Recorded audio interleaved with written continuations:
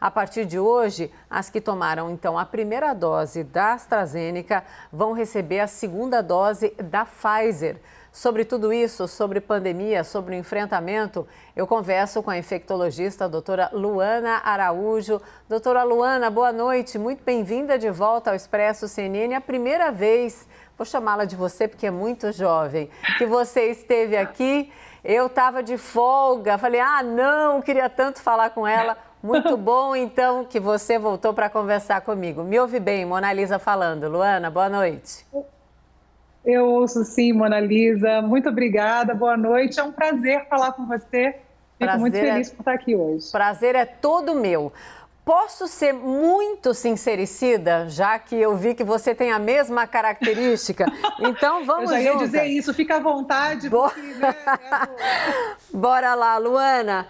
Ouvi diversas vezes dos especialistas, aqueles queridos infectologistas que vieram muitas vezes aqui na CNN dizendo: atenção para a vacinação, você tomou a primeira vacina, a Coronavac, tem que tomar a segunda. Foi da AstraZeneca, a segunda tem que ser a AstraZeneca, a primeira a Pfizer, segunda a Pfizer, a Janssen não, porque é uma dose só.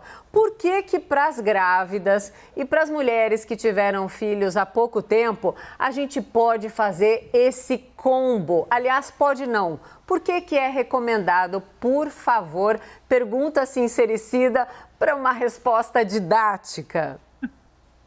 Vamos lá, Mona Lisa. Bora. O que a gente tem hoje nesse assunto? A gente tem alguns estudos que mostram que combinações de vacinas, que são coisas que a gente já faz, né, para outras doenças, elas na COVID, elas induzem uma resposta imunológica bastante interessante. Alguns desses estudos mostram que essa combinação pode aumentar um pouco a incidência de eventos adversos leves e moderados, ou seja, algumas pessoas teriam um pouco mais, ou um número maior de pessoas, talvez, tivesse um desconforto com essa combinação. Agora, o que esses países fazem alguns deles recomendam essa combinação, outros oferecem essa combinação, mas é uma combinação que é oferecida para a população de uma forma geral, população jovem ou população idosa, mas saudável de uma forma mais genérica. O que a gente está fazendo aqui não é recomendar, a gente não, né? O Estado do Rio de Janeiro está fazendo aqui, não é recomendar essa combinação, mas é oferecer essa combinação. A gente tem dados sólidos sobre isso? Nessa população, não tem.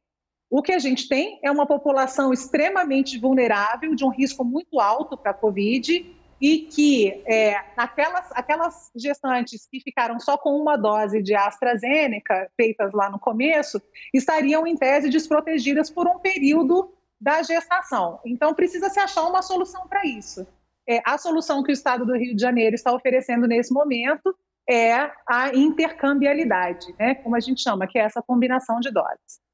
Sim, Luana, a gente viu, claro, que as orientações no decorrer da pandemia estão mudando em várias partes do mundo, porque, como eu te ouvi lá no dia em que você esteve na CPI, a ciência está aprendendo a lidar, né? Aprendendo a lidar, revisando informações, protocolos. Mas no caso específico das grávidas, tem um certo trauma, especialmente no Rio de Janeiro, depois daquela grávida que infelizmente morreu por um evento ali de trombose.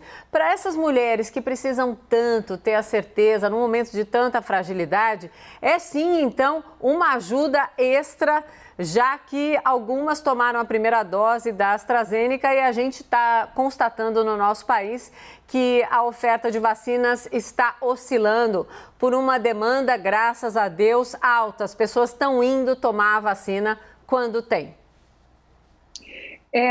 O que é importante nisso, Mona Lisa, que todo mundo entenda, é que esses assuntos são sempre reavaliados. Eles precisam ser reavaliados. O que se sabe com relação à AstraZeneca e gestantes é que elas não estão sob um risco maior. O que aconteceu naquela época é que morreu, infelizmente, dolorosamente, uma gestante após tomar a AstraZeneca, e isso foi confirmado ser em decorrência da vacina. Sim. Isso aconteceu porque ela era uma gestante Provavelmente não, porque a gente não teve outros casos como esse, não só no Brasil, como no mundo. Os mecanismos de geração de trombose são diferentes entre aquilo que a gestante tem mais suscetibilidade e aquilo que acontece em decorrência da vacina. Então, algumas soluções podem ser aventadas. Uma discussão sobre uma segunda dose naquelas que fizeram a primeira sem problema, e principalmente uma discussão que envolva sempre o obstetra, ou, por exemplo, essa intercambiabilidade que o Rio de Janeiro está oferecendo agora, mas, de novo, é uma oferta. Uma vez que a gente não tem a solidez dos dados específicos, principalmente nessa população, é preciso que essas mulheres tenham acesso aos seus médicos e aí discutam com eles o risco-benefício de tomar essa decisão. Se essa decisão for pró-vacina, ela tem disponível.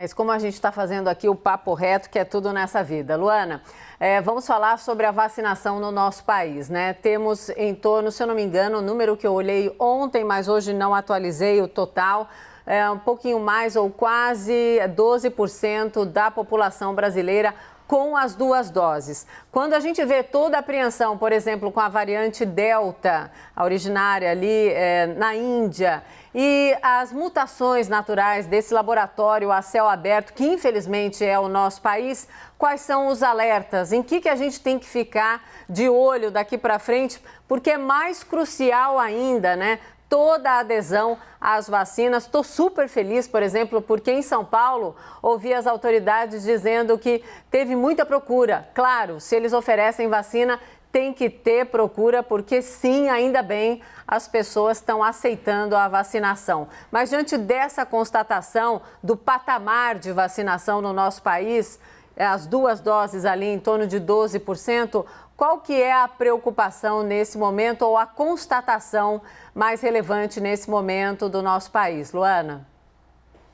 A gente tem dados positivos e negativos com relação ao ponto que a gente está agora. Qual é o dado positivo? É que as vacinas que a gente tem à disposição são eficazes contra a variante Delta. O que significa que se a gente aumentar essa cobertura, a gente vai promover uma proteção maior da nossa população de evoluir para um caso moderado, grave, hospitalização e óbito, com relação a uma variante que se mostra extremamente transmissível.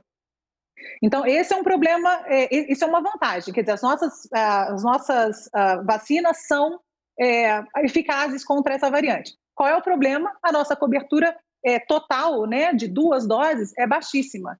E essa cobertura baixíssima significa que existe um ambiente muito propício para essa variante se espalhar de uma forma muito simples. Por outro lado, a gente tem a P1, que é uma variante bastante transmissível também, e a gente vai ficar nessa observação ingrata. Quem é que dessas 2 vai predominar no país? Essa variante Delta, né, primeiro identificada na Índia, ela parece ser 3 vezes mais transmissível que a nossa P1, que já é bastante complexa. Então, nesse sentido, a gente corre um risco enorme da Delta sim ser a predominante e provocar uma onda de novos casos numa população ainda não protegida contra a evolução grave da doença. A gente está partindo já de um número muito alto de casos, né? Vocês acabaram de mostrar aí, acima de 60 mil casos no dia, e aí se a gente sai desse patamar para um patamar ampliado por conta dessa variante que pode sim se desenvolver com facilidade no país, a gente vai ter problemas sérios. Então é muito importante que as pessoas vão sim vacinar, que elas não escolham vacina, porque todas elas são eficazes contra essas variantes e protegem naquilo que é necessário, que é a evolução para casos graves, e que elas tentem fazer isso quanto antes, e que elas eduquem as outras pessoas para que as outras pessoas também procurem e voltem sempre para a segunda dose, se for necessário. Luana, tem uma pergunta que eu não tenho muita coragem de fazer, mas para você eu vou fazer. Vamos lá. Em que patamar da vacinação, eu digo, em que patamar da população com as 2 doses dá para começar a pensar em relaxar em uso de máscara no Brasil e também voltar a ter um pouco mais de contato com as pessoas? Mona Lisa, num patamar... Mona Lisa, tô assustada. Eu falei que eu seria sincericida com você, mas vamos nessa, diga. Não, na verdade, num patamar muito mais alto do que a gente está. Quanto? Né? Assim, para que a gente faça isso, não é só uma questão da cobertura, é uma questão da cobertura associada às outras medidas. As outras medidas para a gente ainda são muito incipientes. A gente tem uma testagem muito incipiente ainda, a gente tem um controle de mobilidade muito baixo, a gente tem uma flexibilização muito alta. Então, as fichas estão sendo apostadas na vacinação. Então, se você for pensar na vacinação sozinha, a gente não vai falar em menos de 60%, 70% de cobertura. Porque, veja, a gente tem um mix de vacina e quanto mais vacinas a gente tem de eficácias diferentes nesse mix, mais difícil é fazer essa previsão. Se a gente tivesse simplesmente vacinas com altíssima eficácia, a gente poderia pensar num nível um pouco mais baixo. Mas nesse mix que a gente está, eu não consigo pensar num valor abaixo de 65%, 70% de cobertura. Tá vendo? Por isso que vale a pena fazer a pergunta, mesmo que você não tem muita coragem de fazer, pela dificuldade da resposta. Luana, adorei. É difícil.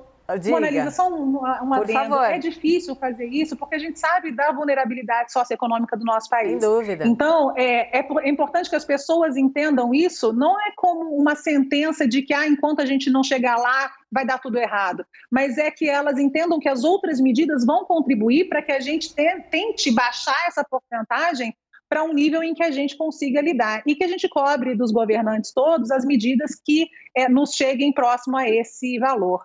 É isso. Sem dúvida, é o que a gente está fazendo aqui todos os dias na programação da CNN o dia todinho.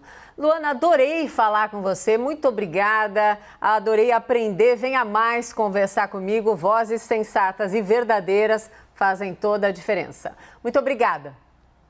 Obrigada, Mona Lisa, estou à disposição sempre, um abraço, boa noite, bom trabalho. Obrigada para você também.